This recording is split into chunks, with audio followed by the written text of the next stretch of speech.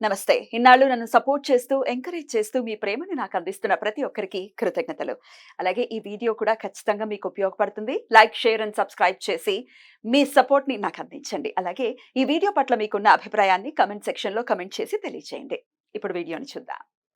నమస్తే, welcome to our channel. నేను పద్మిని. ప్రస్తుతంతో పాటు ప్రముఖ ఆధ్యాత్మికవేత్త, దత్త ఉపాసకురాలు, శ్రీపాద శ్రీవల్లభ దత్తపీఠం వ్యవస్థాపకురాలు శ్రీమతి లతా దత్త గారు మనతో పాటు ఉన్నారు. మాట్లాడదాం. అక్క నమస్తే. అక్క నమస్తే. జయ గురుదత్తారా. శ్రీ గురుదత్త. అక్క మనకు ఉన్నటువంటి 7 రోజులు, ఈ 7 రోజుల్ని కూడా మరి దత్తాత్రేయ స్వామి అంటే త్రిమూర్తి స్వరూపం. ఇప్పుడు గురువారం మాత్రమే ప్రత్యేకంగా స్వామి వారికి ఆరాధనలా కాకుండా 7 రోజులు కూడా ఆయనతో అనుసంధానం చేసుకుంటూ ఆయన కృపకి ఎలా మనం పాత్రలు అవ్వచ్చు, ఎలా ఈ 7 రోజులు ఆయనకి సేవించుకోవచ్చు. అంటే ఇప్పుడు ఆదివారం అంటే సూర్యుడు అని చెప్తారు కదా, సూర్యుడిని దత్తుడిని ఇలా ఇద్దరిని కలిపి ఎలా చేసుకోవచ్చు, అట్లా 7 days ఎలా స్వామివారిని సేవించుకోవచ్చు అనేది మీ ద్వారా తెలుసుకోవాలనుకుంటున్నాను. తప్పకుండా పద్మిని. 7 రోజులు కూడా అనుసంధానం చేయొచ్చు. ఎందుకు అంటే గురుమూలం ఇదం జగత్ అని చెప్పాం. ఒక గురువుని మనం పూజిస్తే సమస్త దేవతల్ని పూజించిన ఫలితం అన్నారు. ఎందుకంటే త్రిమూర్తుల స్వరూపం ఆదిగురు దత్తాత్రేయ స్వామి అంటే బ్రహ్మ, విష్ణు, మహేశ్వరుల కలయిక అనమాట. ఎగ్జాక్ట్. అయితే ఆదివారం నుంచి మొదలు పెడితే సూర్య ఆరాధన. సూర్య ఆరాధన విశేషంగా శ్రీపాద శ్రీవల్లభులు చేసేవారు. ఆయన సాక్షాత్తు విష్ణుమూర్తే మానవత ఎత్తారు. కానీ ఇప్పటికీ కూడా శ్రీపాద వల్లభులు ఎప్పుడు కూడా ప్రకృతిలో మనకి ప్రథమంగా కనబడేది సూర్యగ్రహము. సూర్య ఆరాధన శ్రీపాద శ్రీవల్లభులు కూడా ఎందుకు సూచించేవారు అందరికీ అని అంటే, ఎవరైతే వేకుజాముని లేచి సూర్యారాధన చేస్తారో, తెల్లవారు లెగుస్తారో వాళ్ళ వెంటే సక్సెస్ ఉంటుంది. అలాగే ప్రతి పనిలో విజయం సాధిస్తారు. ఆరోగ్యపరంగా కూడా ఆరోగ్యవంతంగా ఉంటారు. అందుకని శ్రీపాద వల్లభులు దాన్ని మనకి ఆచరించి చూపించారు. ఆయనకేం అవసరం లేదు, ఆయనే విష్ణు, ఆయనే మహేశ్వరుడు, ఆయనే దాన్ని అనుసంధానం చేశారు. ఇలా సూర్య నమస్కారాలు చేసుకోవాలని మనకి భాస్కర బండ మీద గుర్తులు కూడా ఉన్నాయి. ఎంత ఆరోగ్యంగా ఉంటామో సూర్య నమస్కారాలు చేసుకోవటం వల్ల ఎంతటి విజయం సాధిస్తాము. ఎక్కడైతే భాస్కర బండ? కురోపురంలో కృష్ణానది తీరంలో భాస్కర బండి ఉంది. అక్కడ ఆ గుర్తులు ఇప్పటికి కూడా ఉన్నాయి, శ్రీపాద శ్రీవల్లభ స్వామి చేసినవి. అలాగే దత్తాత్రేయ స్వామి తీసుకుంటే బ్రహ్మ, విష్ణు, మహేశ్వరులు. సోమవారం తీసుకుంటే మహేశ్వరుడు ఆరాధన. మనకి శని ప్రదోష పూజ శ్రీపాద శ్రీవల్లభులే స్వయంగా చెప్పారు అంబికామాతకు. అంబిక మంద బుద్ధి అబ్బాయితో సహా ఆత్మహత్య చేసుకుందామని వెళ్తుంటే శ్రీపాద వల్లభులు ఆపి, శివారాధన చెయ్యమ్మా, వచ్చే జన్మలో నేను నీ కడుపును పుడతాను అని వాగ్దానం చేసి మరి కూడా శివ పూజ రహస్యం తెలిపారు మనకి. దత్తాత్రేయుడికి ఎంత అనుసంధానమై ఉన్నాయి ఇవన్నీ కూడా. అలా శివ పూజ రహస్యము. ఏకాదశ రుద్రుల్ని పూజిస్తే దత్తాత్రేయుని పూజించిన ఫలితం అని కూడా స్వామి చెప్పారు. అలాగే ప్రదోషకాలం పూజ గురించి కూడా స్వామి చెప్పారు.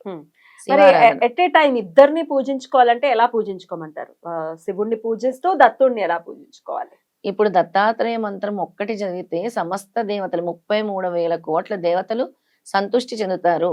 నువ్వు ప్రత్యేకంగా శివారాధన చేయాల్సిన పని లేదు. కానీ నీకు అవసరం ఉన్నప్పుడు, నీకేళ్ళనాటి శని లేదా ఇంకొక అర్ధాష్టమ శని, ఇలాంటి శని వచ్చినప్పుడు మాత్రం స్వామి ఏం చెప్పారంటే ప్రదోషకాలం వేళ ఈశ్వరారాధన చేయాలి ఉత్తమ ఫలితాల కోసము.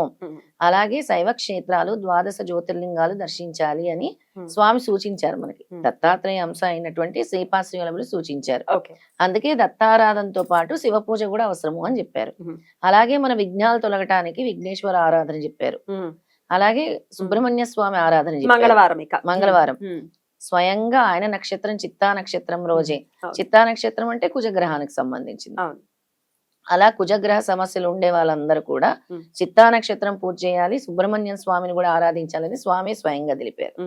సుబ్రహ్మణ్య స్వామి ఆరాధన చేయాలి, జంట నాగుల్ని కూడా పూజించాలి, సర్ప పూజలు చేయాలి, శత్రు దోషం అంటే శత్రువులతో విజయం సాధించాలి. చాలా మందికి ఈ శత్రువుల వల్ల ఇబ్బందులు ఉంటూ ఉంటాయి. అంటే వాళ్ళ వల్ల కూడా కొన్ని దోషాలు సంక్రమిస్తుంటాయి. అవి తొలగాలి అని అంటే ఈ పూజ చేయమని స్వామి చెప్పారు. అలాగే బుధవారం విఘ్నాలు తొలగడానికి విఘ్నేశ్వరుడిది. ఎగ్జాక్ట్లీ. ఇక విఘ్నేశ్వరుడికి మళ్ళీ శ్రీపాదులకి అభేదం అని చెప్పుకోవచ్చు. ఎందుకంటే ఇద్దరు వినాయక చవితి రోజు ఆవిర్భవించారు కదా. అదే రోజు శ్రీపాదులు వారి జననం ఎందుకు తీసుకున్నారు? మీ జీవితంలో ఎటువంటి విఘ్నాలున్నా ఈ ఆరాధన వల్ల తొలగుతాయి అని. రెండు ఒకటే అని మనకు తెలియజేస్తున్నారు. వినాయక చవితి హస్త నక్షత్రం ఉన్నప్పుడు వినాయకుడు, చిత్తా నక్షత్రం ఉన్నప్పుడు శ్రీపాద వల్లభులు. హస్త చిత్త రెండు పక్క పక్కన. అలాగే గురువారం అంటే ప్రత్యేకంగా ఇక ఆయన గురువారం వారమే. ఆయన వారమే గురువారమే. Right. ఇక శుక్రవారం వచ్చేసి Hmm. మనకి లక్ష్మీదేవి ఆరాధన, అమ్మవారి ఆరాధన చెప్పారు. విష్ణుమూర్తిని కూడా మనం పూజించవచ్చు. ఇద్దరిని కలిసే మనం పూజిస్తాం. అనఘా లక్ష్మిని ప్రత్యేకంగా శుక్రవారం ఎలా పూజించుకోవచ్చు అక్క? అనఘాలక్ష్మిని విశేషంగా అనఘాస్వామి అనఘాలక్ష్మిని వాళ్ళ అష్టోత్తరాలతో ఆరాధన చేసుకోవచ్చు. ఓం అనఘా దేవతాయ నమః, అనఘాలక్ష్మి నమః అని కూడా మనము మంత్రాన్ని పఠించుకోవచ్చు. వాళ్ళని పూజించటం వల్ల కూడా సమస్త దోషాలు హరిస్తాయి. శుక్రవారము లక్ష్మీదేవి కావాలి, లక్ష్మీదేవి అనుగ్రహం కావాలి అని అంటే మీరు శుక్రవారం చేసుకోవాలని స్వామి చెప్పారు.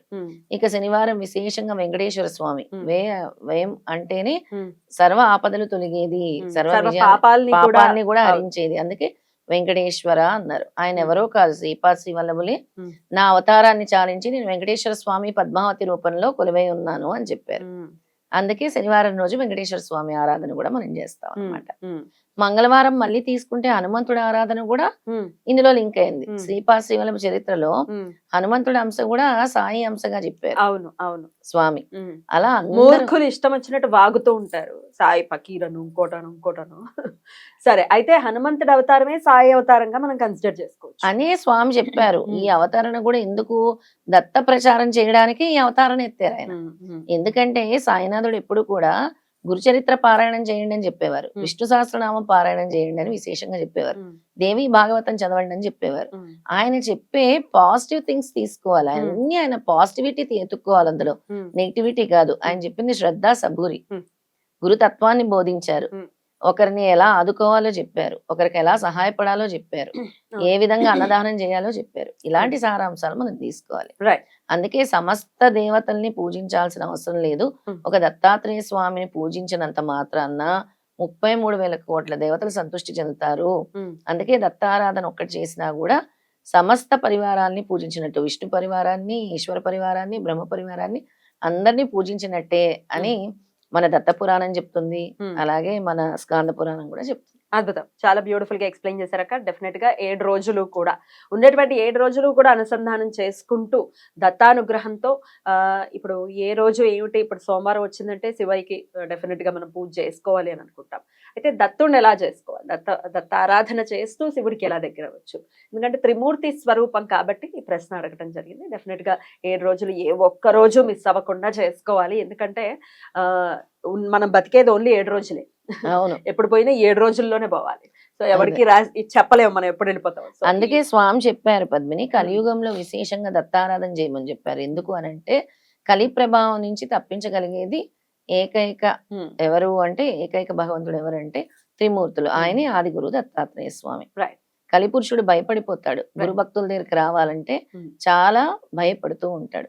అందుకే గురు ధ్యానం చేయాలి, గురు స్తోత్రాలు పఠించాలి, గురు చరిత్రలు పారాయణం చేయాలి అని చెప్తూ ఉంటారు. దత్తా అనే నామస్మరణ ఒక్కటి చేసినా చాలు. రైట్ అక్క, చాలా బ్యూటిఫుల్ గా ఎక్స్ప్లెయిన్ చేశారు. కృతజ్ఞతలు. నమస్తే అక్క. నమస్తే.